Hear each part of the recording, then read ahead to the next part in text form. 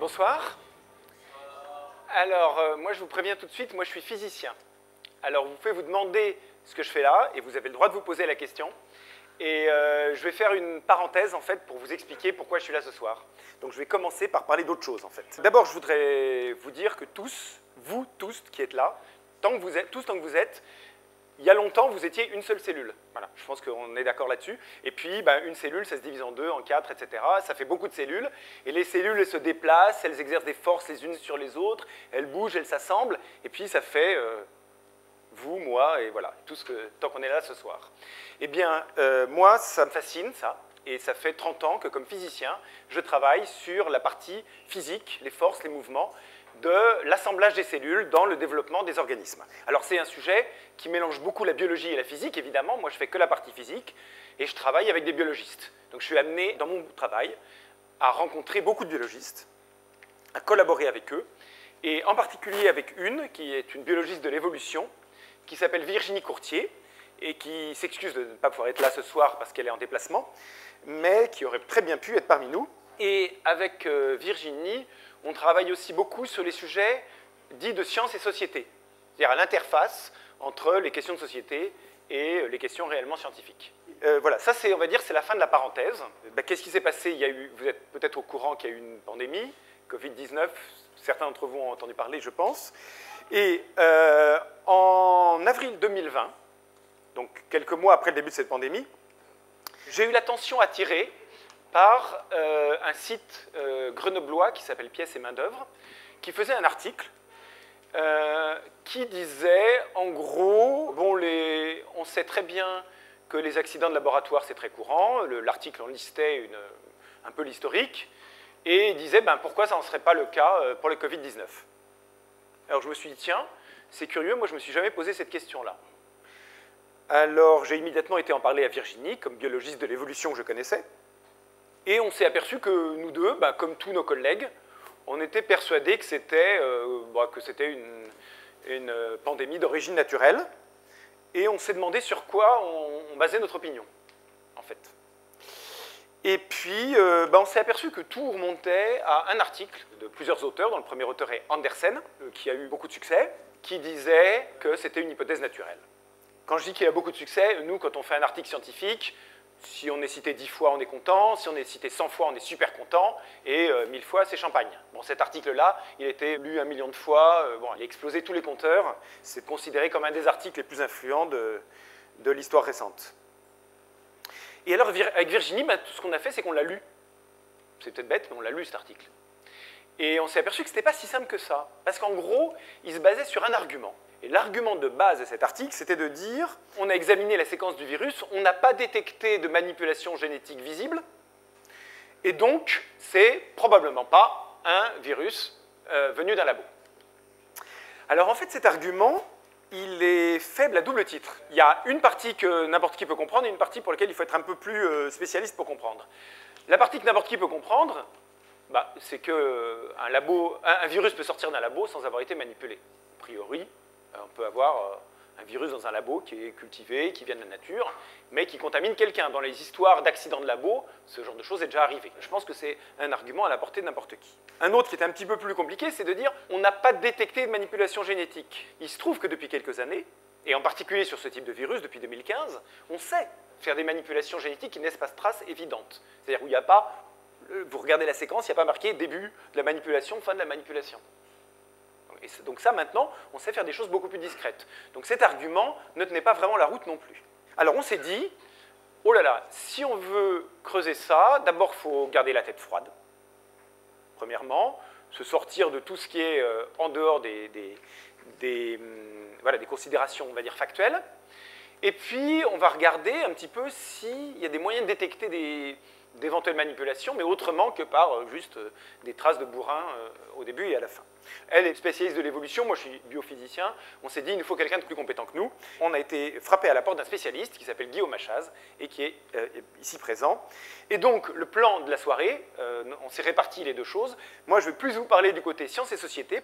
Et normalement, si je laisse 10 minutes à Guillaume, il parlera, lui, de ce qu'on fait ensemble, sous sa supervision, sur le côté plus factuellement scientifique. Ça va? Je ne m'avance pas trop, c'est bon? Alors, moi je vais vous parler donc du côté sciences et société. Alors, je vais commencer par une petite analogie.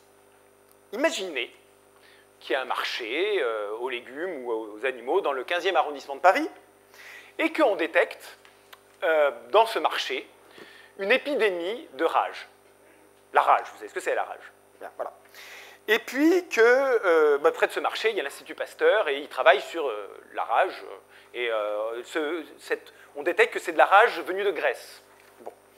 Et puis, on sait que l'Institut Pasteur, il travaille sur les souches, sur la rage venue de Grèce. Alors, il y a plusieurs hypothèses possibles. Il y a une hypothèse qui est de dire il y a eu une invasion de renards grecs enragés qui est venue dans le 15e arrondissement de Paris. C'est une hypothèse possible. Il y a une autre hypothèse possible, c'est qu'il y a des chercheurs de l'Institut Pasteur qui ont été chercher des renards en Grèce, enragés, parce qu'ils en avaient besoin, et puis ils ont ramené des choses chez eux, et puis il y en a un qui s'est contaminé, ou il s'est fait mordre, ou n'importe, en tout cas, voilà, il y a un problème. Troisième possibilité, ils travaillent sur la rage en labo, et puis ils ont fait des choses bizarres, et puis ils ont fait des choses qu'ils n'auraient pas dû faire. Voilà. Alors, l'analogie, elle vaut ce qu'elle vaut, parce que la rage, c'est pas comme le Covid, il y a beaucoup de différences. Mais la question que je vais poser, c'est pourquoi, alors dans ce cas-là, est-ce que vous favoriseriez immédiatement une hypothèse plutôt qu'une autre, ou est-ce que vous garderiez, on va dire, toutes les hypothèses ouvertes? Et puis surtout, pourquoi est-ce que c'est important de se poser cette question? Pourquoi? Pourquoi est-ce qu'il faut essayer de déterminer l'origine du virus? C'est une question qu'on nous a beaucoup posée, ça. Donc qu'est-ce que vous en avez à faire? Alors, je vais faire une autre analogie. Si vous avez un accident d'avion, une des premières choses qu'on fait, qu'est-ce qu'on fait? Quand il y a un accident d'avion, on va chercher la boîte noire. Tout le monde répond la boîte noire. Ça vous paraît évident, ça ne va pas ressusciter les gens qui sont morts. Je suis désolé. Ça sert à quoi? Ça sert à comprendre les leçons de l'accident pour éviter que ça se reproduise 10 fois, 20 fois, 30 fois dans le futur. D'accord? Donc en gros, nous, on est en train d'essayer d'un peu de rechercher la boîte noire pour éviter que ça se reproduise dans le futur et peut-être même en plus grave. Parce qu'en fait, vous n'avez peut-être rien vu. Covid-19, il a une propriété, c'est que contagieux, enfin le SARS-CoV-2, il est contagieux, ouais, ça c'est mauvais. Ce qu'il y a de très mauvais, c'est qu'il se propage avant qu'on ait des symptômes. Ça, c'est ça qui est mauvais. Par contre, il n'est pas très létal. 3% de létalité, on a beau dire, c'est pas gigantesque par rapport à d'autres choses. Par rapport à son cousin, le MERS, le virus du Moyen-Orient, qui lui a fait tout juste quelques milliers de morts, parce qu'il n'avait pas les mêmes propriétés de contagion que le SARS-CoV-2, mais lui, il fait 30% de létalité. Alors, si vous avez les propriétés du SARS-CoV-2 plus la létalité de son cousin, le MERS, vous voyez que la prochaine pandémie, elle peut être beaucoup moins rigolote. D'accord? Et voilà. Donc, la question, c'est où est-ce qu'on va mettre les efforts de recherche, les crédits de recherche, les recrutements? Et la question, c'est que est-ce qu'on va le mettre plutôt dans des labos qui vont continuer à collecter des virus et continuer à faire des manipulations en laboratoire, ou est-ce qu'on va plutôt, au contraire, dire il faut diminuer les contacts, être prudent, etc. Il y a deux recherches possibles. Or, il se trouve qu'au cœur de cette discussion-là, au cœur des gens qui ont poussé pour l'hypothèse naturelle et qui ont poussé pour fermer le débat complètement, il y a une personne qui s'appelle Peter Daszak, qui finance des recherches sur l'émergence naturelle des maladies, et uniquement là-dessus, qui a financé des recherches en particulier dans le laboratoire de Wuhan. Et quand je dis qu'il finance, nous, typiquement, notre échelle, c'est des dizaines de milliers, centaines de milliers d'euros, on va dire 1 million d'euros dans une carrière. Lui, c'est 100 millions d'euros. Donc, on est à l'échelle au-dessus. Et bien, il se trouve que c'est lui qui était dans les commissions d'enquête, dans les 2 commissions d'enquête, chargées d'enquêter sur l'origine du virus. Donc, on a des raisons de se poser un certain nombre de questions et de dire qu'en fait, tout est ouvert, et même les 3 choses sont ouvertes. Comment s'est passé, parce que le seul consensus qu'on a vraiment, c'est qu'il y a au moins une trentaine d'années, il y avait un virus voisin du SARS-CoV-2, cousin du SARS-CoV-2, qui n'infectait pas les humains, qui infectait les chauves-souris dans des grottes du sud-ouest de la Chine, dans le sud-est de l'Asie, disons. et à 1500 km de Wuhan. Et donc, il y a vraiment 3 questions. Comment ce virus a évolué pour devenir contaminant pour l'humain? Comment est-ce qu'il a été transporté d'une grotte tropicale jusqu'à une grande métropole urbaine? Et comment il a contaminé le premier humain? Voilà. Et donc, pour les 3 questions, peut-être que la réponse est naturelle, peut-être que la réponse est liée à la recherche, hein, c'est possible. Et donc, pour nous, tout est ouvert. Alors, le fait que, du côté chinois, il y ait beaucoup de dissimulation, ça n'aide pas à lever les suspicions. Du côté américain et des financements américains, on a maintenant des preuves au moins réelles de dissimulation de l'hypothèse de labo. C'est-à-dire qu'on a maintenant, grâce à la justice américaine qui a publié des emails dans le cadre de l'acte de la liberté de l'information, on sait maintenant qu'il y a eu entente entre les scientifiques concernés par ces financements et qui pouvaient être 50-50 sur l'hypothèse labo ou l'hypothèse naturelle, pour ne parler que de l'hypothèse naturelle et pour faire publier cet article Anderson et al. Donc ça, on le sait. Donc tout ça, ça n'aide pas beaucoup. Rien de tout ça n'est une preuve, ni dans un sens ni dans l'autre. Et donc pour nous, toutes les hypothèses restent complètement ouvertes. La science, c'est le temps long. Hein. Donc nous, on fait des démarches scientifiques, on fait aussi des colloques, on fait beaucoup de discussions avec des collègues le plus ouvertes possible. On fait même des articles, mais s'il y a une idée que je veux faire passer, c'est qu'à l'heure actuelle, l'origine de la pandémie de Covid-19 est encore inconnue et que tout le travail reste à faire. Voilà. Et je laisse la parole à Guillaume.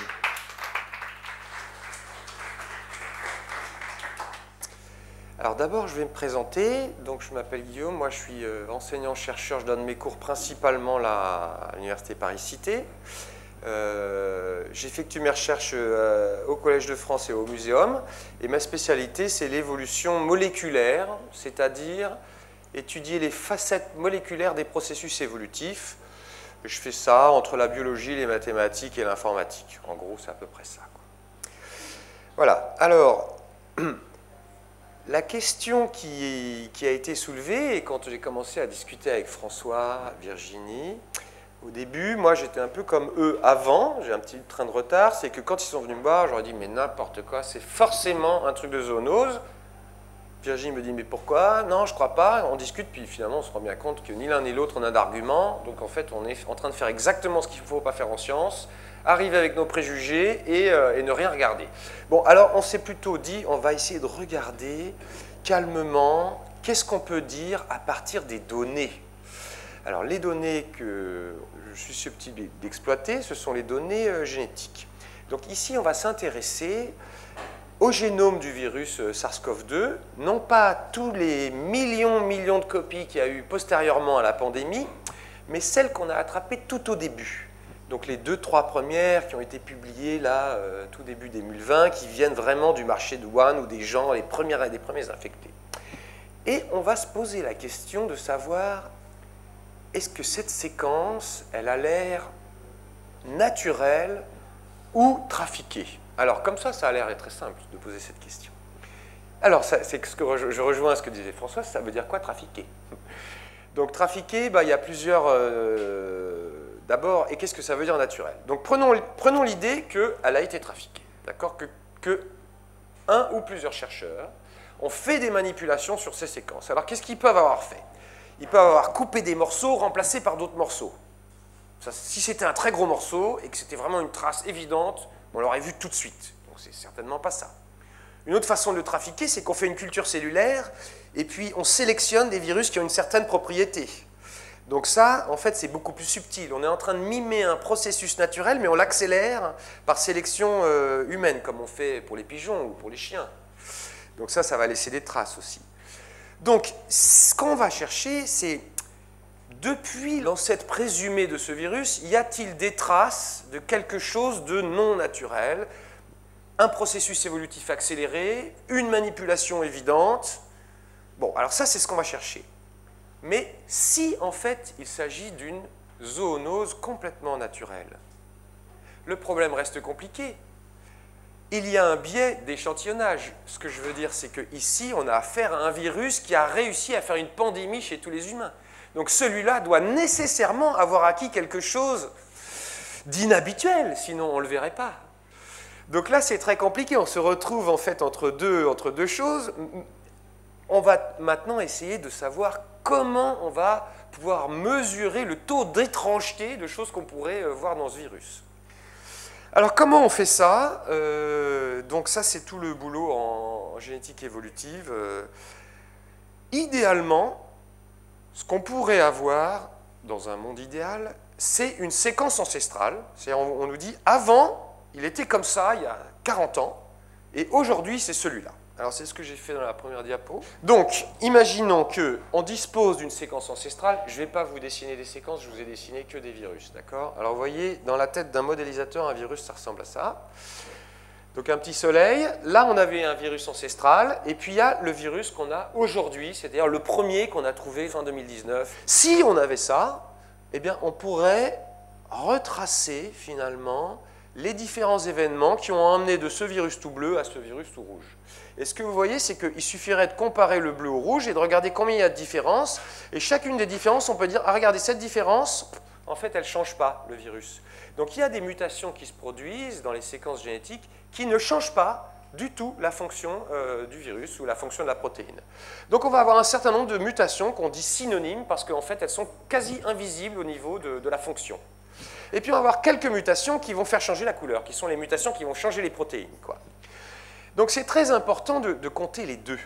Parce que si vous voyez qu'il y a eu beaucoup de changements dans la protéine, c'est possible que simplement ça ait pris très très très longtemps et qu'avec beaucoup de temps, on peut faire des changements, des innovations génétiques extraordinaires. Donc on va se servir finalement de ces mutations qui ne changent pas la séquence comme d'une horloge. Et ça va nous permettre avec cette horloge de savoir combien il y a eu de changements étant donné le temps qui s'est écoulé, quoi. Donc ça, c'est l'expérience parfaite. On a les séquences ancêtres, on a la séquence actuelle, on compte 4 mutations synonymes, 2 mutations non synonymes, et on va pouvoir mesurer le taux d'évolution, c'est-à-dire à quelle vitesse cette chose-là est en train de changer fonctionnellement, quoi. Mais bien sûr, le problème, c'est qu'on n'a pas la séquence ancestrale. Ce qu'on a, en fait, c'est des séquences de cousins.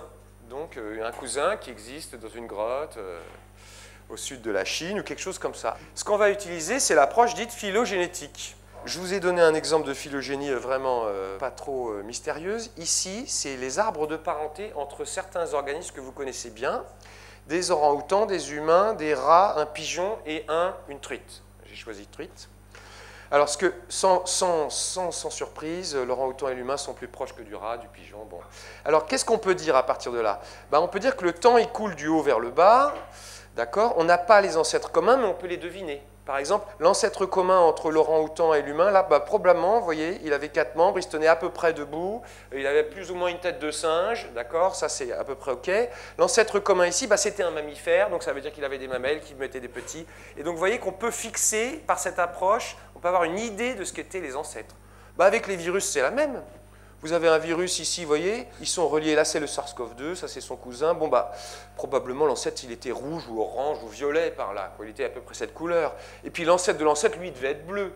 Donc vous voyez, on peut, en regardant les cousins, se dire, en fait, on peut réinférer l'ancêtre. On peut faire ça avec des séquences génétiques. Par exemple, votre premier virus, il est TTA, son cousin TTA, l'ancêtre, lui, il était TTA aussi. Il n'y a pas de raison qu'il ait changé et revenu. Par contre, lui, il était TTC. Ah oui, alors donc là, il y a dû y avoir une mutation. Lui, en fait, l'ancêtre, il était peut-être TTC. Là, il y a eu une mutation, en fait, le A, le C, la troisième position est devenu un A ici. Et puis, probablement que c'est la première qui a muté là. Donc, ce qu'on peut dire, c'est qu'on peut jouer à ce petit jeu, réinférer les ancêtres, et puis compter les mutations. On peut faire exactement ce qu'on a. Alors ça serait formidable. Et là, on compterait quelle est la vitesse à laquelle ils ont évolué. Mais malheureusement, les choses sont encore plus compliquées parce qu'il y a de la recombinaison. Alors la recombinaison, qu'est-ce que c'est? C'est réassembler. C'est vous. Vous êtes dans votre génome, la moitié de votre père, la moitié de votre mère. Ce que vous allez transmettre à vos enfants, un de vos enfants, c'est un mélange entre ce que vous avez reçu de votre père et de votre mère. C'est remélangé à chaque génération. Eh bien les virus, ils font pareil. Admettons qu'on a un virus ancestral. Bon, il a 2 lignées différentes de diversification. Et puis cette lignée, elle se redivise encore en 2. Et puis ici, parmi les 3 types de virus qui existent, on va recombiner le bleu et le rouge pour donner un violet. Et puis aujourd'hui, on a le violet qui est là et le gris qui a évolué ici. D'accord? Donc vous voyez, ce n'est pas juste de la diversification, on remélange en plus. Donc génétiquement, qu'est-ce que ça veut dire? On avait notre ancêtre, il y a un génome bleu, il y a un génome rouge, il y a un génome noir ici. Eh bien, la recombinaison, elle fabrique un nouvel être qui est rouge à gauche et bleu à droite. C'est une mosaïque. Et donc, ce qu'on a aujourd'hui, c'est une mosaïque. Il n'y a pas un seul ancêtre commun. Il y a un ancêtre commun qui va être différent. Regardez, sur la partie gauche, l'ancêtre commun, il est ici, mais sur la partie droite, l'ancêtre commun, il est là-haut. Donc, en fait, la recombinaison, ce qu'elle fait, c'est qu'elle brouille les cartes. C'est beaucoup plus compliqué. On n'a pas un seul ancêtre qui a évolué jusqu'à aujourd'hui. Donc, défi numéro 1, trouver les traces de recombinaison. Tant qu'on n'aura pas trouvé les traces de recombinaison, on ne pourra pas dire quel est le virus qui est le plus proche duquel. Donc on a joué à ce petit jeu-là, ça va faire 6 mois, 1 an. Vous voyez, c'est pas très simple comme problème. Donc c'est le travail de Jean-Noël Lorenzi, qui a été embauché comme postdoc pour travailler sur cette question pendant 2 ans. Et on s'est dit qu'on allait faire les choses très calmement. Alors on a mis au point des techniques pour détecter les événements où il y a eu de la recombinaison. Là, je vous présente un essai de découpage. Ce n'est pas encore parfait, mais on converge. Et ce que je vous montre ici, ce sont les virus cousins les plus proches selon les différents morceaux du virus. Alors, vous voyez, au début, le plus proche, il est vert. Il doit s'appeler banal 103, j'en sais rien. Le plus proche ici, c'est un vert. Si on prend un peu plus loin, regardez ici, en plein milieu, ici, c'est pas du tout banal le plus proche. Le plus proche ici, c'est banal 52, pardon. Ici, ça doit être RATG 13. Donc, en fonction de l'endroit sur le génome, le cousin le plus proche, l'ancêtre, ce n'est pas le même, en fait, par cet événement de recombinaison. Donc, il y a vraiment un défi méthodologique majeur qui va brouiller les cartes. Donc, pour l'instant, ce qu'on peut noter, c'est que oui, ce virus, c'est un assemblage de plein de virus qui ont dû recombiner, comme vous êtes un assemblage de plein d'individus qui s'est passé avant. Ce qu'on va faire, c'est qu'on va reprendre chaque morceau petit à petit. Et l'étape d'après, c'est bien sûr de comparer l'ancêtre présumé avec ce qu'il y a aujourd'hui, morceau par morceau. Et vous voyez qu'il y a quand même un morceau qui est un peu bizarre. Plus on est haut, plus il y a une ressemblance avec un virus qu'on connaît. Et bien ici, il y a un gros morceau qui semble ressembler moins aux autres virus. Et ce morceau, c'est justement le morceau de la spike, de la partie virale qui est suspectée d'avoir été manipulée, disons, dans une approche naïve.